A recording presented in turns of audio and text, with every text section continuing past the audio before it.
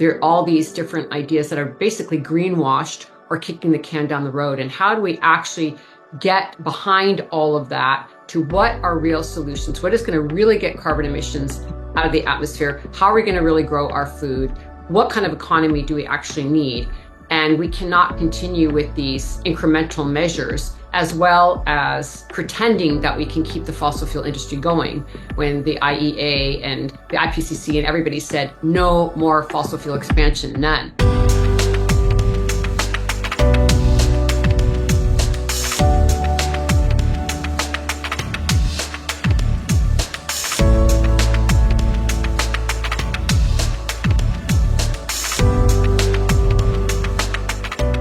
Welcome to Facing Future. Life on our planet is under attack. The dominant patriarchal culture, alienated from nature based on systems of extraction and ecological destruction, has placed us in this perilous moment. Colonialism, with its exploitation of nature and other cultures, and of women in particular, is the driving edge of a capitalist system rife with greed and racism. The climate groups are countering these systems and raising their voices and taking action to protect biodiversity, the health of their ecosystems, and the rights of nature. Today, I'm delighted to welcome Osprey Oriole Lake, founder and executive director of the Women's Earth and Climate Action Network, known as We Can, and author of a new book, The Story is in Our Bones: How Worldviews and Climate Justice Can Remake a World in Crisis. She also serves on the executive committee of the Global Alliance for the Rights of Nature and is involved with the Fossil Fuel Non-Proliferation Treaty. Welcome. Thank you so much for having me on your podcast. Your book is wonderful. It's full of all kinds of interesting stories about people working in all kinds of ways around the world. Especially it looks at women. Of course, We Can is about a women's alliance. So maybe you could start telling us about some of that work that you're doing. Sure. The Women's Earth and Climate Action Network, We Can, was formed actually right when there was the climate talks, the United Nations climate talks that happened annually in 2009. And it was when the Obama administration had just come into office. And there was a lot of hope and expectation that, there would be some kind of breakthrough. And as we all know, there wasn't. And it was right about then that I decided to stop everything that I was doing and really dedicate this rest of my life really to the climate crisis and doing everything that I could. And when I did initial research to see what would be a good leverage point, I found that there were many, many stats that showed that, in fact, women's leadership is critical to addressing the climate crisis as well as environmental degradation overall. One of the studies that I was really interested in and have used in different ways is that with just a 1 unit increase in something called the Women's Political Empowerment Index, which is an index of how women are engaged in politics in their country or community or in social issues or what kind of mobility or economy do they have. If you just have a 1 unit increase in the Women's Political Empowerment Index, it results in 11.51% decrease in carbon emissions, which is significant.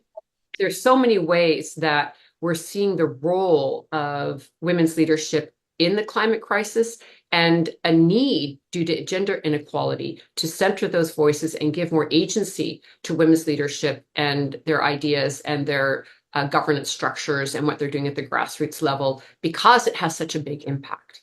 So that's one of the reasons we're focusing on women's leadership at the nexus of the climate crisis. Well, wherever I go to a major conference, there's so many women that are working so hard, many men as well. But in our culture, of course, we have a long history of the oppression of women, the destruction of women's wisdom, the burning of witches, as you mentioned in your book, where the healers of cultures who knew about herbs and medicine were taken out. And there was this paranoia about anyone who was close to the earth. You went into the forest, you have a cat. Terrifying stuff historically. But now it seems like people are really fighting back. You can't take our resources. And there are legal campaigns. The famous cases like the wild rice in Minnesota, the rivers in Ecuador, the rights of natural systems. And I know you've been involved with a lot of that. Yes, I think it's really important when we look at the change that humanity is going through right now in terms of our relationship to nature, that I like to look at it sort of as like immediate short-term solutions where we're literally putting out fires and, we fight pipelines. We stop fossil fuel extraction in our organization. We're working with a lot of frontline communities on forest protection and reforestation. So there's all of these things that we can engage in, which we must because we're in a crisis. And at the same time, I think it's very important to continue simultaneously to look at root causes. And that means looking at these systems of oppression like patriarchy, racism, colonization, and capitalism, and really seeing that those systems of oppression are very interlocking. I would include militarism and imperialism as well. And that if we don't actually deal with the root causes and look at these systems of oppression and dismantle them and transform them, then we're going to continue to perpetuate very unhealthy and unsustainable lifeways. So if we were to wave a magical wand and end the climate crisis tomorrow, it wouldn't really stop the extractive economy, which is based on colonization and capitalism. We wouldn't really stop the fact that there's these sacrifice zones and sacrifice people where extraction takes place because of racism. And so I think we need to look at both what are the activities we're doing every day in the crisis we're having, but also have this deeper analysis, which is why I wrote the book, so we could kind of go upstream and realize we have to have both time frames, the short term and the long term, because ultimately we have to transform our society. And then within the question you had is also around rights of nature, which is to me one of the components of this great transformation we're in. And basically, what rights of nature is it's turning our current environmental laws inside out and upside down. And instead of having regulatory laws, which is what we usually have right now, not just in the United States, but around the world, where you regulate how much harm a corporation, as an example, can do to a river or to a forest or to a mountain, and how much harm can they do legally under the law, which doesn't stop a harm. And so this is the problem because we all know, the problem with corporate interference and industry in creating a healthy and just world for everyone. So that's problematic. And so what we're saying with rights of nature is we need to get the earth into the center of the conversation, and that the earth needs to be a rights-bearing entity and not viewed only as property, which is what we see now. So nature is in the marketplace, and we see the commodification and financialization of nature. And instead of seeing nature as above the economy and nature above a lot of our different industry policies, we need to see that, in fact, we need to be respecting the natural laws of the earth and basing everything around that. And so it says that nature has rights, rivers have rights, forests have rights, and they can be represented in the court of law. And this is how we can protect nature the best. Well, I'm glad you're saying all this because so much of the energy is looking at, oh, we just get rid of fossil fuels and we go to renewable energy and honky dory. It doesn't understand that we have to restore nature. Nature is the one that pulls carbon out of the air. The oceans pull the carbon, the land, the mangroves, all these natural systems have to be enhanced. And for me, one of the biggest issues is to get rid of animal agriculture. It's an enormous waste of land that's using most of our farmland is going to grazing cows and growing food for them, not growing food for people. And it's incredibly destructive. And this becomes problematic because people don't really understand. Yes, there are people whose cultures depend on protein from fish or some type of animal process. But for the most part, in our culture, we have fantastic systems of food, and we could live very well on, a plant-based diet. But I think that's the forefront of it for me. The restoration of nature is as important as getting rid of fossil fuels. Absolutely. And I think that it's really important to see things very holistically. And that's something that I think is often missing when we see like the UN climate talks or a lot of different government policies, is not really looking at the entire ecology and biome of the earth and what really needs to happen. And to ensure that we become a life enhancing species instead of a destructive species, which is where we are right now. And that That's means for sure. major change in every sector. And this is also why, we're constantly also lifting up Indigenous peoples and understanding Indigenous rights, Indigenous sovereignty, Indigenous traditional ecological knowledge, and other thinkers and systems thinkers who are really working with how do we live in a respectful way with nature and within the planetary boundaries, and how can we learn from people whose practices are very closely connected to nature and who have not lost that understanding that we are a part and particle of nature, not separate from nature, which is part of the ideology that got us into this crisis in the first place, is that sense that we're separate from nature and therefore nature Yes. something for us to use and take from without a reciprocal exchange. And I would just say that 80% of all biodiversity left on the earth, the forests, the waters, et cetera, are in the lands and hands of Indigenous peoples. And there's a reason for that, which is, again, That's so interesting. That is so interesting. I saw that in your book, and I didn't quite understand that concept that so much of the biodiversity is only available. Is that what it is? Because we've lost so much biodiversity that is only within indigenous cultures? well, it's in their stewardship, whether it's in their territories or lands that they're stewarding.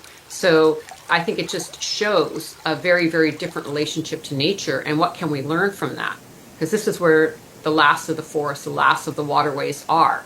And I think there's a reason for that I was just sharing. So I think it's really imperative that we also realize this is a time to look at traditional ecological knowledge and respect Indigenous peoples and learn whose lands we're on and what are their campaigns and calls to action. I think is a really important part of winding our way to a better place. I won't say to solving the climate crisis, but Mm. averting the worst impacts. Well, that's all we can do right now. Certainly, the sea level rise is already baked in. We've already passed the famous 1.5 marker in 2023, and it doesn't look good. But my hope is that some peoples will survive. Local ecosystems, when they are restored, the work of Jean Lou in restoring vast ecosystems and the hydrological cycles that are there, that possibly there could be places on Earth which do sustain themselves beyond the catastrophe that is unfortunately to come between the storms and the rising seas. But I also mentioned in your book land back, the return of lands that were despoiled and taken. The history of the United States is just despicable in this way. Every treaty broken, people pushed onto marginal lands, all of that destructive basis of our country that people don't pay attention to. But what an injustice. Absolutely.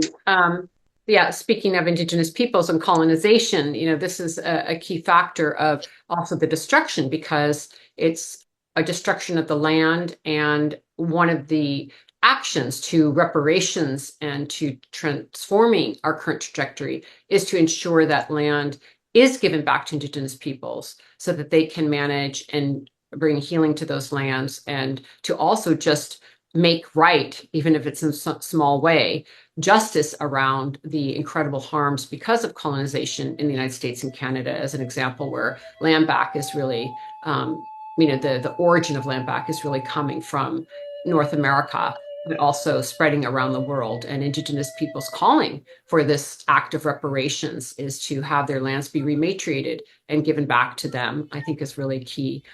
And I know that we have passed the 1.5-degree guardrail, but it also is not to say that it couldn't also come down from there. And I think it's important for people to realize that too. Scientists have also made it clear that it is possible to also change our activities so that we can change the temperature degree. So I think that's also important. It's very, very, very challenging. I'm not saying it's something easy, but I think it's important for people to know that not everything is set. We're in this very, very key moment. And of course, we can't pretend that everything is nice. This is going to be like an 11th hour save if we have any hope at all. But I'm sort of in the camp of let's do everything we can all at Yeah, once, sure. go for it, because this is what our task is. And I would just mention one project making me think of our relationship with the land. And we've been really honored to work in the Democratic Republic of Congo in the Congo Basin. Such an important forest. It's the second rainforest to the Amazon rainforest in terms of size and carbon sequestration and mitigation, second to the Amazon. And there we've been working for over 8 years now with an amazing coordinator named Nima Namadamu. And we have now like 1,000 women working planting trees. And they're planting trees in an area that was completely devastated through slash and burn techniques. I mean, there's no green left, nothing. It's just these big, big, huge open areas that have been devastated. And we've planted enough trees now where we're actually changing the biome and the rains are coming back because of the moisture the trees are bringing in. And 25% of the trees are for human use for the daily needs of the communities. And 75% of the trees are to rewild the land and bring back the forest. And through this process, the fact that now we've grown enough trees, we're protecting 1.6 million acres of old growth because now the communities can just use the trees that we've grown. So it has many different components of this project, one being protecting the old growth, growing new trees, reforesting the land, nature rewilding right alongside us, and then also really uplifting the women in the region because the DR Congo is one of the most violent regions due to conflict for women. And so this is also empowering the women as they take leadership in their communities and earn an income from this work. And so it's just an example of sort of an approach about how can we change our dynamics and bring our efforts to bring healing to the land and actually see these changes, which we all know are so needed right now. Right. Well, there's all sorts of projects around the world. The eco restoration camps, everywhere. And I agree with you. That's where, if I have any hope, that's where that hope lies. To return land to people who will take care of it, whether they were indigenous to it or not, but people who are there to restore the vegetation that should be there. What you say about trees is absolutely true, that the old growth trees, the big trees, are the ones that sequester the carbon. So protecting old growth forests is absolutely critical, and not well understood by most people. You also mentioned frontline communities and sacrifice zones, which is something so horrible and exists everywhere in the world. I wonder if you want to talk a little bit about those kinds of situations. Yeah, I think again it goes back to this lens of seeing an intersectional analysis around the root causes of the climate crisis and environmental degradation. And so in the book, I go into really in-depth description around how the idea of colonization and racism allows for there to be some people that are more important than other people, or blatantly stated white supremacy. And so, with this idea of supremacy, and particularly white supremacy right now, we have this idea that some areas or some communities can be sacrificed for the needs of others, and particularly wealthy countries or white people, white wealthy people. And so, when we look at where fossil fuels are being extracted or minerals for all the new technologies that are being called forth to electrify our world and get off of fossil fuels, most of that mining or extraction is happening in Black and Brown and Indigenous communities, some in poor white communities, but a lot of it is in Indigenous Black and Brown communities. And so when we look at a systems approach, we can see that if we did not have racism and if there wasn't white supremacy and we did not uphold the idea of colonization, there would not be throwaway places or sacrifice places and throwaway communities, which would then cause us as a society to stop doing harmful activities to the earth and to communities. But as soon as we have a hierarchy and some people are more important than others, then there can be these places where harm can happen, both to the land and communities. And we have to have that stop. That has to stop. And so it's good for everyone when we have a systems analysis and we transform these systems of oppression because they're hurting everyone, particularly frontline communities and communities of color first and worst. But it also it's not like we're all separate. We are all connected on this planet. So when we're harming anyone, we're harming everyone. When we're harming a certain part of the land, we're harming the entire earth. And all of these systems of oppression are something that we have to understand have been going on for a really long time. And this is why I say we have to have a long-term and short-term view so that we can dismantle these systems while we're also creating the world that we know is healthy and just for current and future generations. Well, the plastic industry, of course, is a solid fossil fuel and is a much bigger problem than people realize. The last COP was talking about, oh, unmitigated emissions. What a joke that is. I mean, this isn't going to be much of a useful thing if we continue to make plastic and getting rid of, we can't even imagine a world without plastic. We can't even imagine that we could package things in something else. And we know that the oceans are full of this stuff, so full that maybe it will outnumber the weight of fish in a very short amount of time. So we have to alter the way we produce things.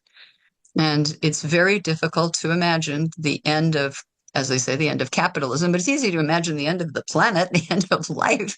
We can't imagine the end of the economy. Oh my God. So the values that are required in the new, if there is to be a better order, have to be promulgated in schools and early on and among families and communities.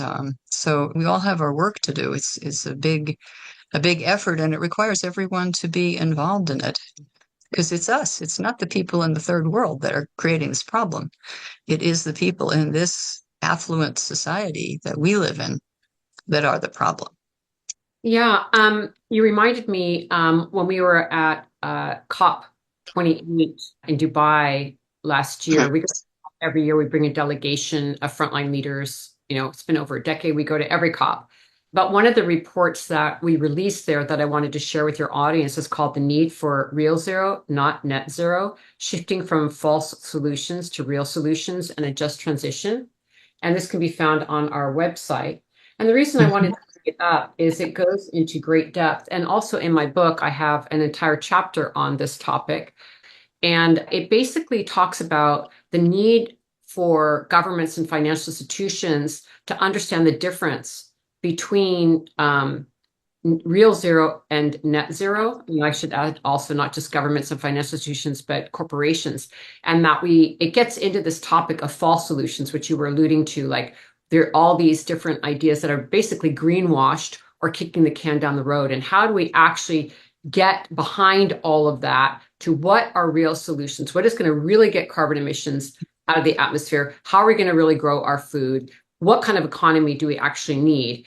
And we cannot continue with these incremental measures as well as pretending that we can keep the fossil fuel industry going when the IEA and the IPCC and everybody said no more fossil fuel expansion, none. And yet it continues. And so I just offer up that in the book and in this report that there's a big dialogue around false solutions and how we move off of those and name them so that we can get on to real solutions that are going to really address the size of and the scale and the speed of the climate crisis. And then the last thing I wanted to say is that I'm also really honored to be both on the executive committee of the Global Alliance for Rights of Nature, which we've talked a little bit about rights of nature, but also on the steering committee of the Fossil Fuel Non-Proliferation Treaty, which I think is really important to bring up here because we have to get off of fossil fuels. There's many things we have to do, but that's one that is front and center, and it was dragged by civil society into the conversation at the COP in Dubai. It was not on the agenda, but civil society and climate vulnerable countries forced the conversation of the fossil fuel phase out, which was really important. And we got, a little ways there. Of course, the climate talks are what they are, but they're part of the ecosystem that we have to deal with. They're not everything. So there was some, forward motion on that, not nearly enough. But what is exciting is that at the COP in Dubai, the Fossil Fuel Non-Proliferation Treaty was able to further the agenda, which is basically the Fossil Fuel Treaty is a mechanism to get all governments to get off of fossil fuels now and negotiate just that. Because the problem with the Paris Climate Agreement, it's very important. We got the 1.5-degree guardrail. It's something all governments agree to. So it's a very important document that we Mhm. use many different ways, but it deals with carbon emission reductions, but not the supply end. And the thing about the fossil fuel treaty is specifically around we must talk about coal, oil, and gas specifically and focus on a mechanism for governments to, in a just way that's fair and funded and fast, can get off of fossil fuels. And so it's a really important initiative. Over 12 countries now have signed and endorsed the fossil fuel treaty. And I think significantly at COP28, Colombia, which is a fossil fuel producing country, actually endorsed the treaty. So there's a lot of work to be done there. There is momentum around this treaty, but I think it's also just really good for us to be able to talk about the treaty because it's a mechanism to intervene with the very thing that we should be talking about, which is keeping fossil fuels in the ground. Well, of course, the United States is the biggest producer of fossil fuels. We are the biggest petrostate. And it's not just that we're going to be able to have all this electric stuff. It's going to take a lot of extraction to make those solar panels, to make windmills, to make electric cars. Public transportation is a better idea. Certain things are much better ideas than just replacing our system at this point. So there are solutions. There are ways of enhancing nature's systems. There are ways of enhancing the ocean's natural sequestering properties. That's the most important area because if we lose the ocean, we lose the oxygen producing mechanism of the world. That's, to me, that's really that's it. You know, we got to protect the ocean. So I thank you very much for this conversation. Is there anything else that we didn't cover that you would like to say before we close? No, I think that's good. Thank you for having me on your show. And I would just encourage people to roll up their sleeves any way that they can. We're in a crisis and appreciate all the listeners who are taking action and engaged in these issues and for listening because we need all of us right now. And yeah, just to say that this is a moment for action. Indeed, it is. Thank you so much. It's wonderful to talk to you. Thank you.